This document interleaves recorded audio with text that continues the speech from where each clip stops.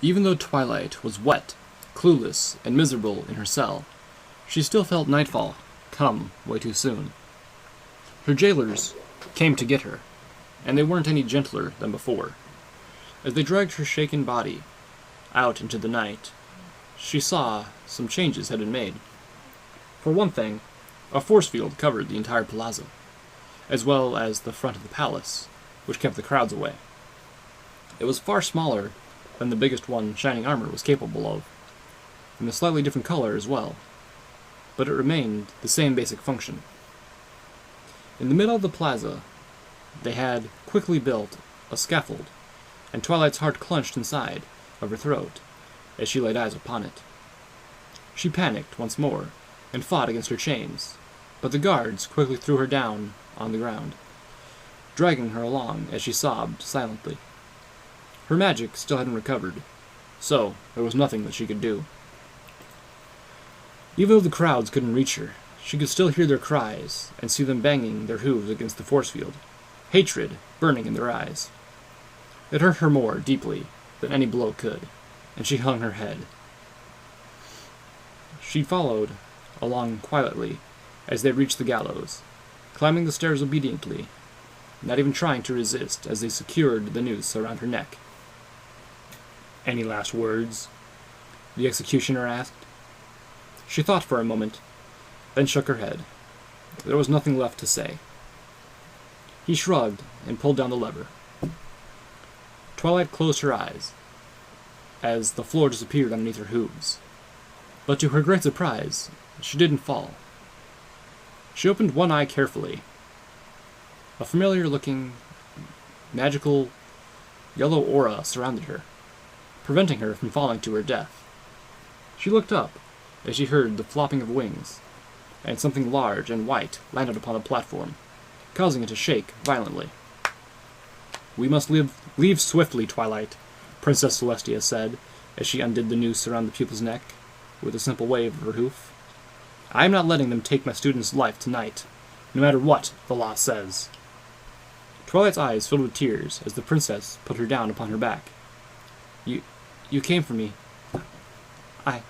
I'm so happy." She felt as if she suddenly reached an island of hope amidst a sea of despair. If they managed to escape, and the princess was on her side, there was a possibility they'd be able to set this all right. All was not lost. Sun Pony still believed in her.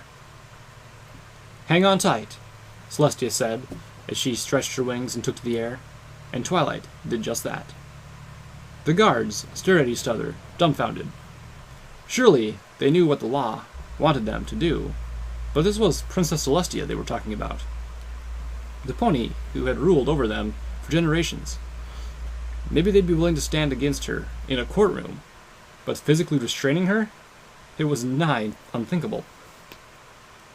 "We'll make for the mountains, and then—" "Look out!" Twilight yelled as a dark shape sped through the night sky, on a direct collision course with them. Compared to the Pegasi, Alicorns had a lot more trouble changing their course in mid-flight. So by the time Twilight shouted her warning, it was already too late. Princess Luna rammed into her sister, and the three of them crashed down onto the roof of the palace. Twilight was catapulted off of Celestia's back, and she bounced across the roof, almost sliding off the end, but barely managing to stop herself. Luna and Celestia scrambled to their hooves, and Celestia spread her wings out, blocking Luna's path. "Let me through, Tia. You're making a huge mistake," Luna yelled, as she locked hooves with her sister, wrestling for control. "No, I won't let you have her," Celestia said, as she barely managed to keep her sister back. Normally, she'd wipe the floor with Luna, without much effort, but the transferring of life energy to Twilight had taken its toll. "When I lost you, I went through hell. I'm not letting that happen, ever, again."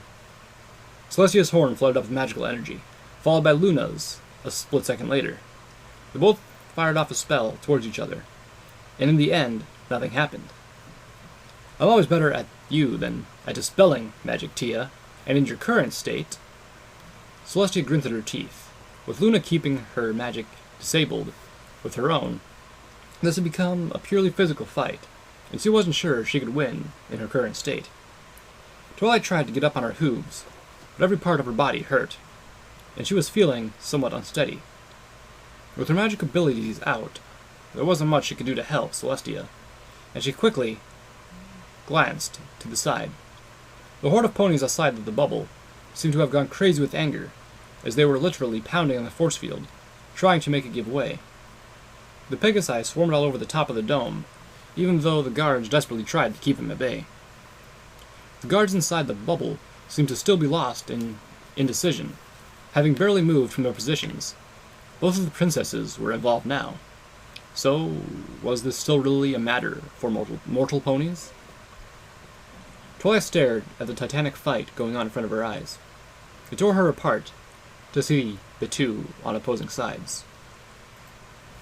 "Don't make me do this, Luna. I don't want to hurt you."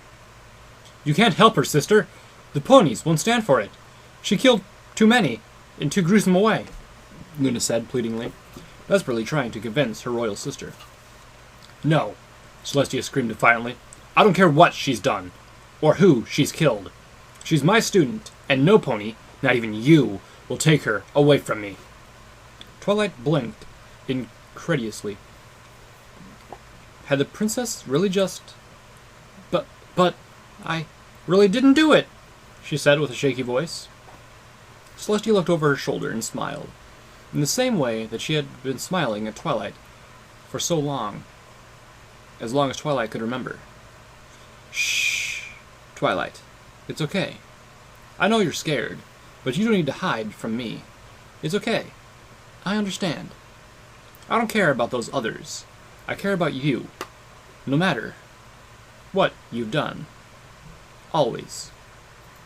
Twilight's lips trembled as she slowly started to back away from the princesses, tears flowing down her cheeks.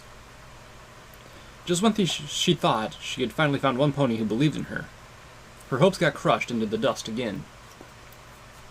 There really was no pony left for her. No pony who trusted her deeply enough to understand, to accept, beyond a shadow of a doubt, that she was telling the truth. Celestia obviously cared for her, but even though she thought her a murderer, capable of the vilest deeds to graze Equestria in generations. Even if she eventually managed to convince her, the fact that she had even considered it wouldn't change. It made her heart ache, and her head swarm, with an all-encompassing sadness that threatened to smother her. You don't believe me?" "You can't play us for fools, Twilight Sparkle," Luna hissed, as she unsuccessfully tried to throw her sister aside. "Twilight, it's okay," Celestia said kindly. "We can escape together. We'll find a way. We'll build our own Equestria, just you and me, and we'll never talk about any of this again." Twilight reached the edge of the roof and looked backwards. "I trusted you." "Twilight, what are you—" "I trusted you! But if you don't trust me, I... Twilight got up on her hind legs and spread her forelegs next to her body. Her eyes filled with tears. "Goodbye," she said, with a heartbroken voice, as she allowed herself to fall backwards. "No!" Celestia yelled, as an unforeseen surge of adrenaline coursed through her. She threw Luna back several meters and dashed towards Twilight as fast as she could. Her attempts at magic were unsuccessful, as Luna's dispelling presence still lingered, even if they weren't physically touching anymore.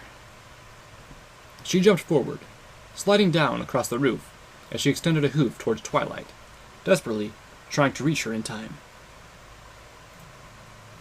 Their eyes met, and for the first time, Celestia really paid attention to the emotions in Twilight's eyes. There was pain there. Pain, sadness, and loneliness. In that one instant, Celestia realized she had been mistaken. No psychopath was capable of the emotions she saw displayed there. Celestia had thought her student had been crying out of fear for her life, but there was so much more. So much more. She really was innocent. Twilight saw the realization dawn in Celestia's eyes, and she reached out for her hoof, suddenly convinced she'd been wrong, and that there was yet a reason to go on living. Their hooves briefly touched, but neither of them was able to grab hold. Twilight fell out of reach, and Celestia could do nothing but watch her student barrel down towards the ground. She tried to crawl up to her hooves and jump down after her, but it was simply too late. As the wind whistled in her ears, Twilight smiled. There was still some pony who cared for her, in the end. She looked up at the stars, and they seemed to be winking. For a moment, she even thought she could see her friends. She hit the ground head first, and her brain splattered all over, followed by the rest of her body.